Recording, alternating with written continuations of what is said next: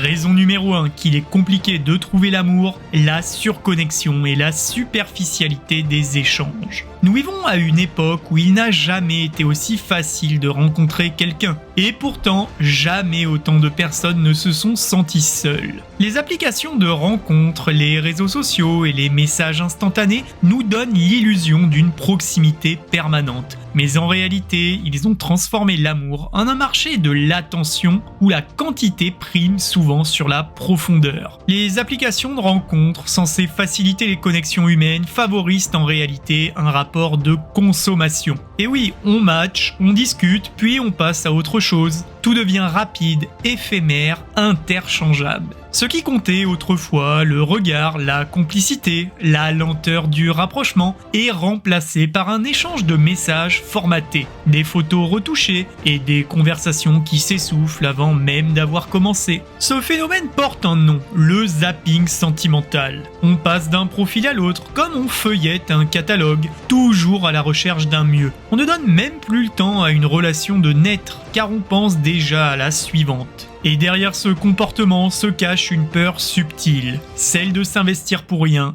d'aimer sans garantie. Alors on préfère accumuler les possibilités plutôt que de s'ancrer dans une seule histoire. Mais il faut savoir que cette surabondance d'options crée une fatigue émotionnelle. À force de rencontres superficielles, on se lasse, on se vide, on devient plus méfiant. On finit par confondre disponibilité numérique et connexion émotionnelle, comme si répondre vite équivalait à être présent. Je suis sûr que vous avez déjà eu cette sensation. Vous discutez avec quelqu'un sur une application, la conversation semble fluide, presque prometteuse. Puis du jour au lendemain, silence radio. Ou pire, la personne continue à vous parler tout en likant d'autres profils. Vous ressentez ce mélange étrange de proximité et de distance, comme si tout pouvait commencer et s'arrêter d'un clic. Vous réalisez alors que dans ce monde hyper connecté, les liens se créent vite, mais se défont encore plus vite. En 2025, nous sommes surconnectés mais profondément isolés. Nous avons remplacé la rencontre réelle par le contact virtuel,